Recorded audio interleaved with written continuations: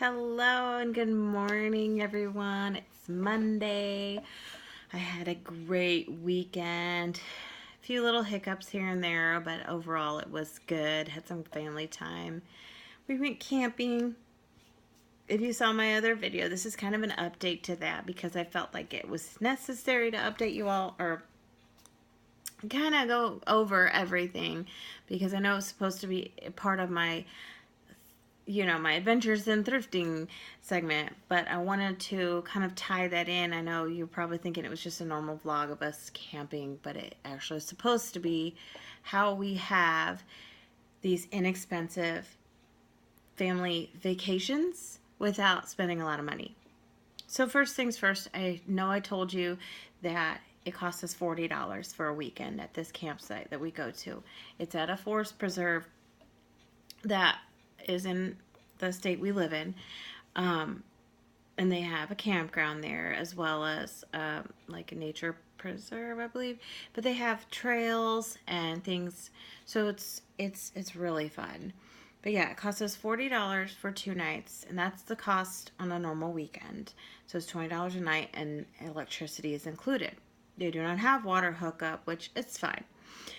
Um, so if we were to go on a holiday weekend, it's $25, and if it's a 3-day holiday weekend, you have to stay all 3 nights, I believe. But we usually do. If I'm not really sure if that's required, but we do anyway. So it's a little bit more on those weekends, which is fine, and we don't have to buy any extra groceries because I just changed the meal plan and buy the same amount of groceries. So no extra cost for food. Now, we do have our propane tanks that we use for if we have to heat anything for the water heater, which we don't use a lot of hot water except for when I'm washing dishes. We don't shower in our camper, really. Sometimes I'll wash my hair. I'll explain that later. We do bathe. We have our propane tanks. It also works our stove and our oven for if we can't cook outside. We try to do most of our cooking out on the fire. So it costs us about $30 per tank to fill those. However, we could fill both tanks at the beginning of one season and they would pretty much last us all that camping season from like spring to early fall, and we'd probably have, depending on how the weather was, if we could use the campfire to cook most of our stuff, we would be able to save that propane for maybe 2 or 3 trips for the next season. So it works out really well. We probably spend about an extra $15 in fuel to go to this campground that we go to get there and back. It used to be about $5 to $10 extra with my husband's older truck. Now with the new truck, it costs a little bit more. Long story about the truck thing. We had to. My son needed a newer vehicle, well, something better, and he offered to pay us every month for my husband's old truck because it was paid off, so my husband could get a new truck. So what my son pays us helps with about a third of the payment for the new truck. Anyway, so about an extra $15 in fuel.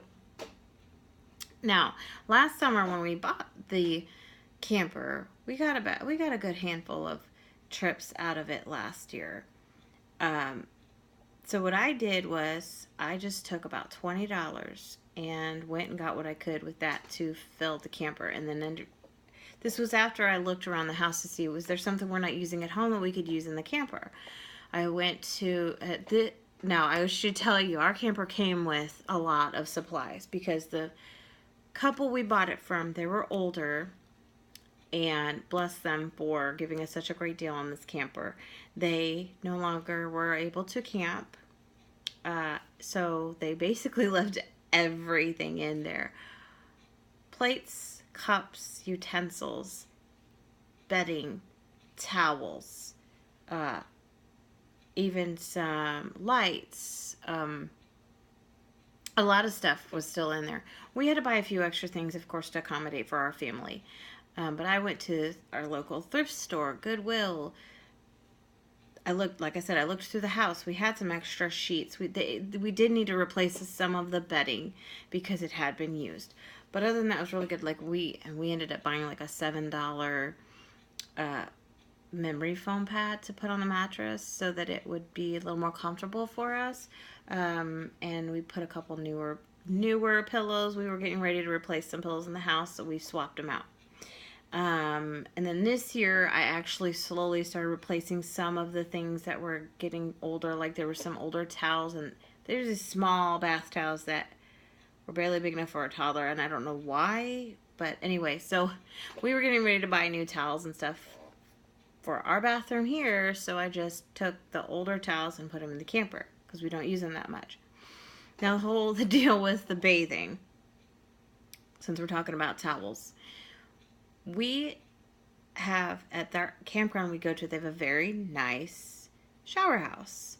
So we usually go there and shower there so we're not using up our water, which is another thing. We have a tank in our camper because there's no water hookup where we usually camp. We fill that tank up and it lasts us that whole camping trip and then maybe the next one. So, and to save on our water, which is free for us because my parents so lovingly let us fill it up with their hose at their house where we park our camper for the summer. Anyway, so then we fill that up and then we shower at the shower house, and we sometimes park either near the shower house or near one of the restrooms so we don't have to use a lot of water when we use the toilet in the camper. The toilet's mainly for like if we're stuck inside because it's cold, or overnight, or late at night when we don't want to walk in the dark to the camper because we are out in, where there's wildlife. You never know when a raccoon or something's going to cross your path. And we have found snakes out there too. So anyway, look at my list. I did start making my lists again for some of these videos to keep on track. I said that our water tank is free to fill for my parents. We could fill it here at home, but we'd have to drive our camper over here. My parents only live a few blocks from us. It's just easier to park the camper behind their house. There's also, by the shower house, there's a beach with sand. The kids can play in the sand. There's a volleyball court over there, a sand volleyball court. There's the swimming area. There's fishing. There's the playground. We were actually by the playground this time. And there's Wi-Fi. They have a Wi-Fi signal by the shower house. So like where we were at, our spot was really close to the shower house. So like we could literally walk a few feet from our campsite towards the shower house and get a signal.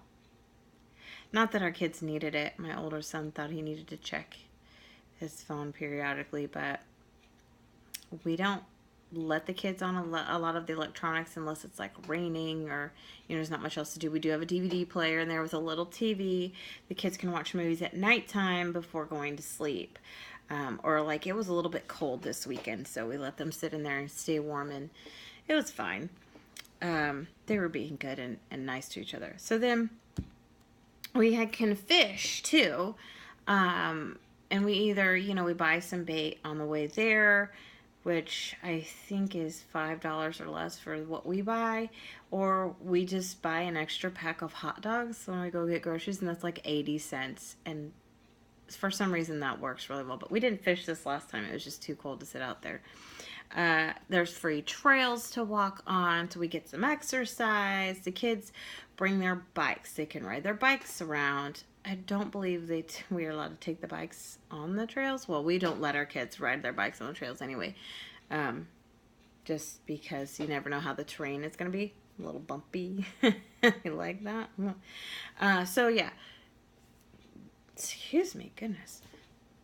We let the kids ride their bikes around, and they can go over to the playground and stuff because we can see them. And then there's a parking lot for the swimming area, and since it wasn't really being used much this time, we let the kids go over there and kind of ride their bikes around so that we could see them and they were out of the way of traffic.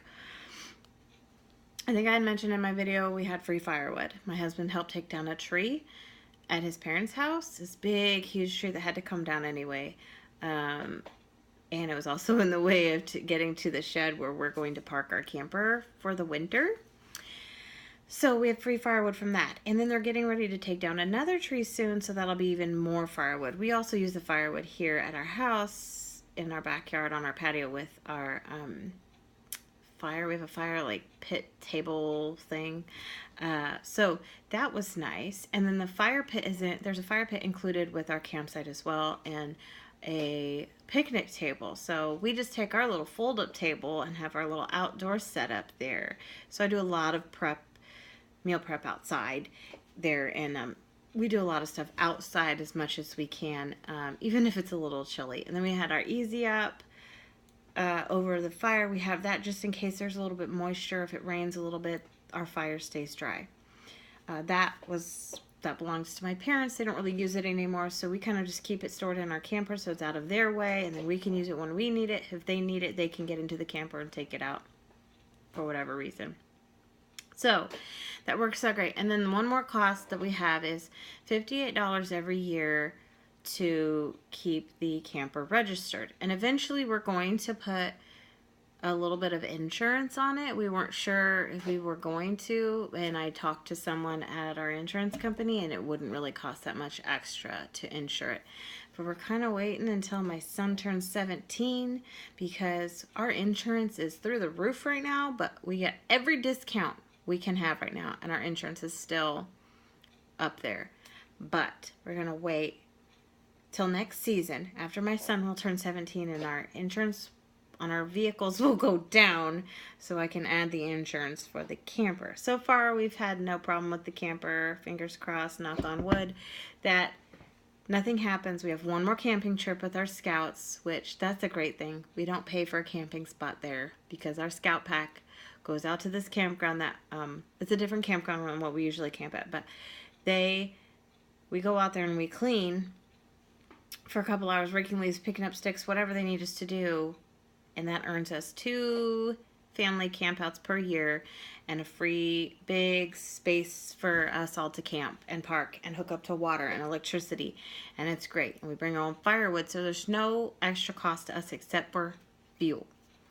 So I hope you enjoyed this video. I hope it helps some of you. And I think I mentioned in my last video, if you don't have a camper, don't be discouraged. There's ways to do it. Borrow a tent from someone. Buy a tent. Maybe, people sell them all the time.